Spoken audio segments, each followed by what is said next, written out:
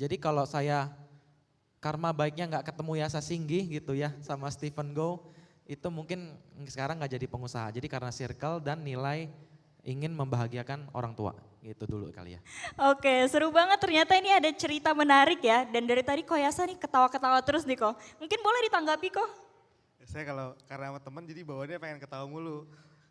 Sebenarnya dulu saya rajin, cuma karena main sama Riko jadi jelek nilainya. Jadi diajak dagang terus sama Riko. Tapi bener sih, saya sama Riko mulai sebenarnya kenal dari SD.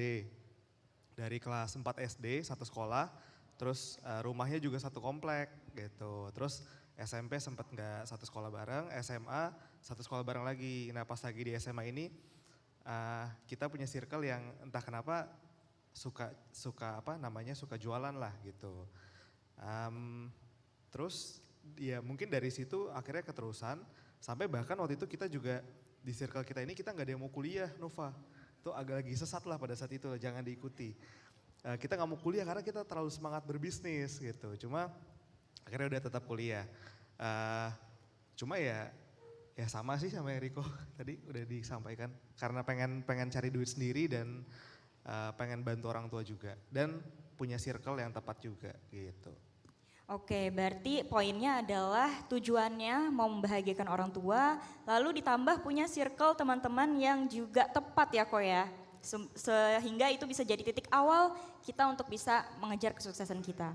Nah tadi kan ini titik awalnya nih kok, ketemunya mulainya nih. Kalau sekarang boleh tahu gak sih kok sekarang bisnisnya apa sih yang lagi dijalanin? Mungkin dari Koyasa dulu?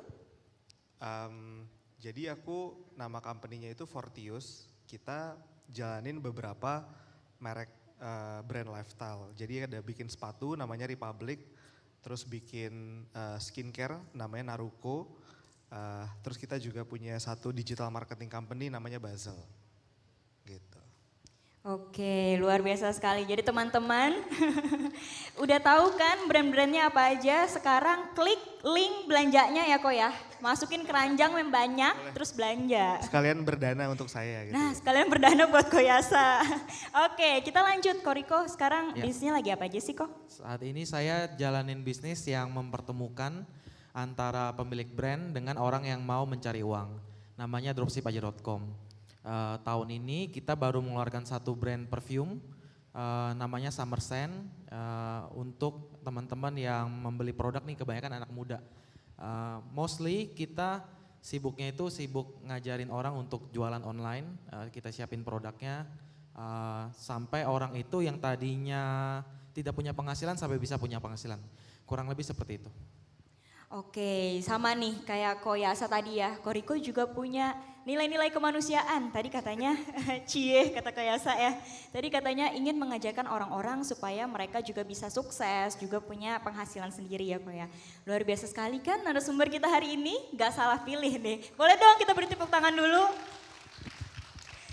Oke, tadi kita udah tahu titik awalnya dan juga titik akhirnya nih. Sekarang belum akhir sih ya, semoga nanti masih terus berlanjut.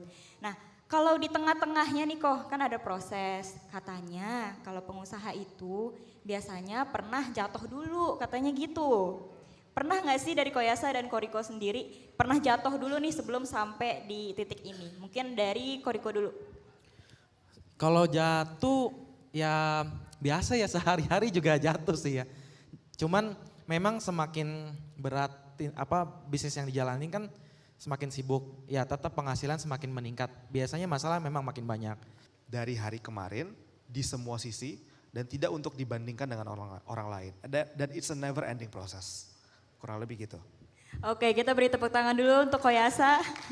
Luar biasa sekali. Jadi sukses itu adalah ketika kita menjadi lebih baik dari hari-hari kemarin ya Ko ya. Oke, kalau untuk Koriko sendiri gimana nih Ko? Definisi sukses menurut Koriko? Kalau memang lagi bahagia lagi ketemu teman gini kan, ketemu teman SMA yang nilainya jelek ya udah happy aja gitu. Ya, bonus. Jelekan dia, sumpah. Oke, kita beri tepuk tangan yang meriah untuk Koriko Huang.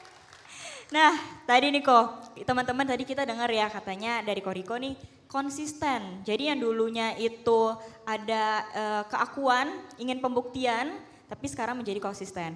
Tadi nih kalau kita dengar-dengar ya teman-teman, kedua narasumber ini pasti ngomongin nilai-nilai Buddhis nih, ngomongin keakuan, ngomongin harus lebih baik dari hari kemarin ya.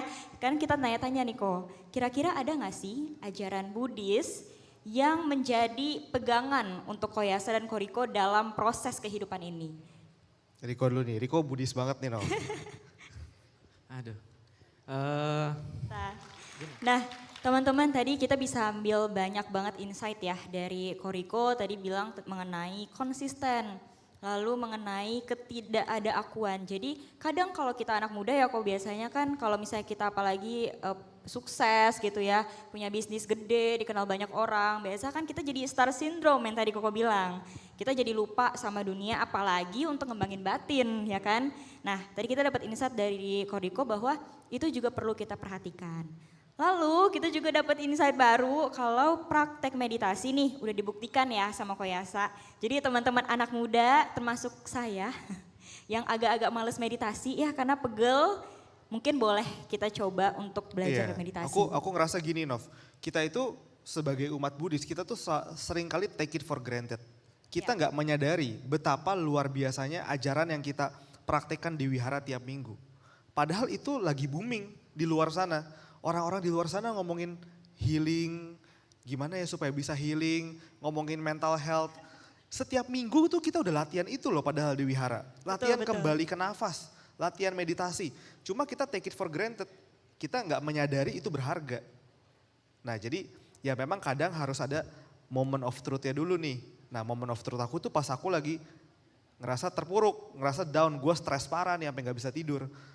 Kembali ke nafas ternyata sangat membantu gitu. Iya, karena di ajaran Buddha sendiri kan juga sebenarnya poinnya adalah kesadaran ya. Kita selalu harus sadar kita siapa sih hari ini Belajar. gitu. Jadi karena saya tahu saya punya kelemahan itu, saya tuh tipe yang gue jalan aja dulu, nanti di tengah jalan kalau ada yang nasehatin gue, kasih tahu ya. Gitu. Sama kayak mulai bisnis juga gitu kan, maju aja dulu, nanti sampai di tengah jalan baru kasih tahu. Gitu. Contoh sederhana,